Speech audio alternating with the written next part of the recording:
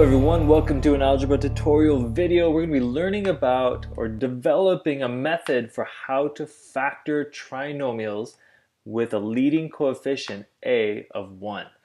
So we're going to fill that out. We're going to review a little bit about multiplication of binomials, but eventually we're going to learn how to take a trinomial and rewrite it as two binomials multiplied.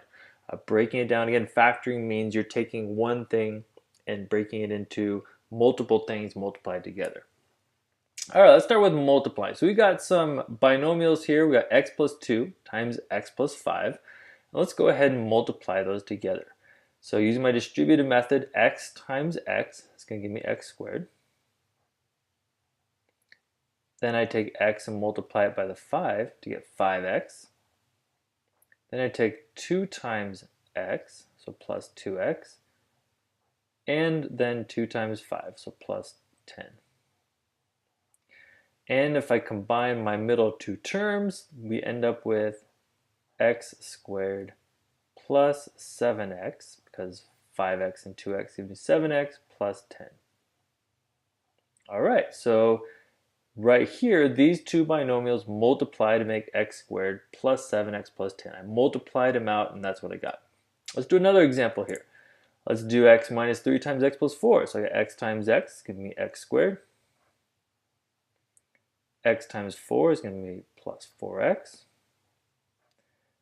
The negative 3 times x is going to be minus 3x. And negative 3 times 4 is going to be minus 12.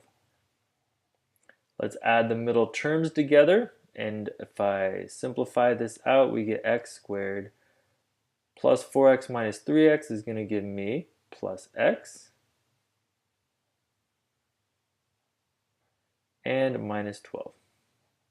And I didn't put a 1 there. 4 minus 3 is 1, but we usually don't put the 1 as a coefficient because 1 times anything is just itself. So we just write the x. Okay, that was a great review of multiplication, but that's not what we're here for. We're here to develop a method for factoring. And when we're talking about factoring trinomials with a leading coefficient of 1, these are two examples right here. X squared plus 7x plus 10 has a leading coefficient of 1. This one also does have a leading coefficient of 1. In fact, just to kind of highlight things, when we're talking about trinomials in a general sense, we're talking about three terms. Ax squared is the first term, plus bx plus c. This is the general form of any trinomial polynomial. There's three different coefficients, so I'm worried about what a, what b, and what c are. They could be anything. And we have it written in descending order. So it's x squared, x to the first, and then a constant term. So as we're factoring, we're going to be working a lot with ax squared plus bx plus c. But specifically for this video, we're saying a is equal to 1. I'm just worried about trinomials that have a leading coefficient of 1. And I want to know, well, how do we take a trinomial and how do I work backwards to rewrite it into the two binomials? That's what factoring is, right? Taking one trinomial and rewriting it into two binomials multiplied. All right, so we've multiplied, we've set the stage. Now we're going to see how to work backwards and develop a method for doing that. One thing, let's take a look at what my coefficients are. So in this trinomial, I've got a is equal to 1. My value for b is equal to 7. And my value for c is equal to 10. Again, going off just the general form of a trinomial. And if I'm trying to get back to this factored form, what I want to figure out are, well, what should it be?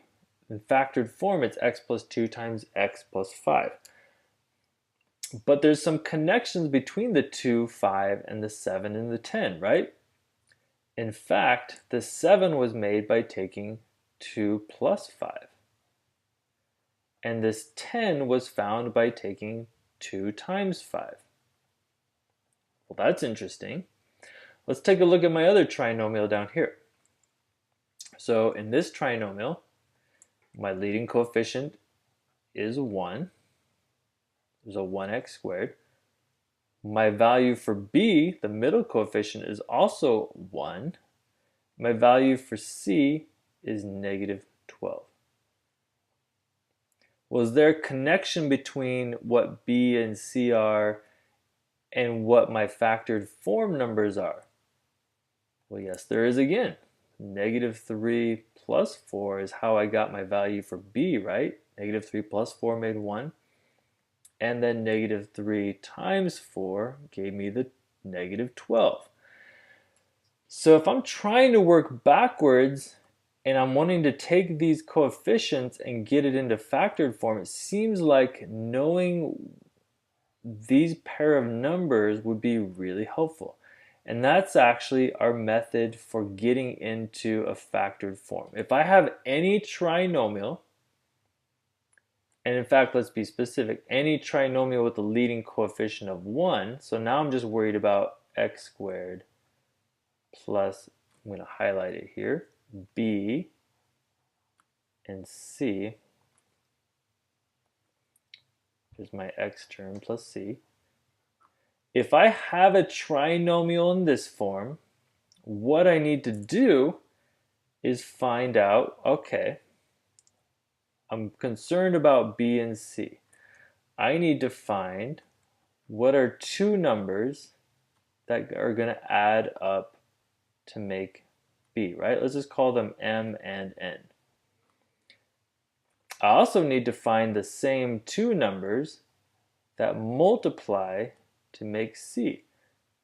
So it's a number game, right? What does m equal? And what does n equal? If I can find those two numbers, once I have them, then I can rewrite my factored form as x plus m times x plus n.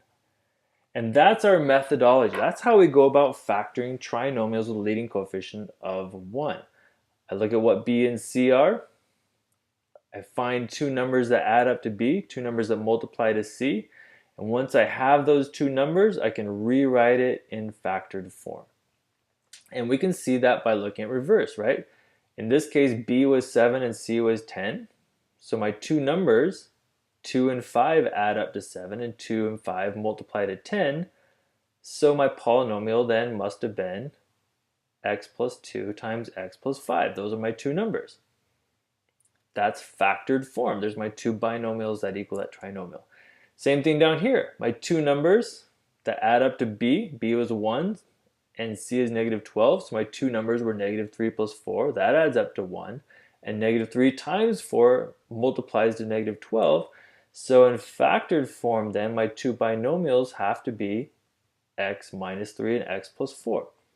So once you find those two numbers,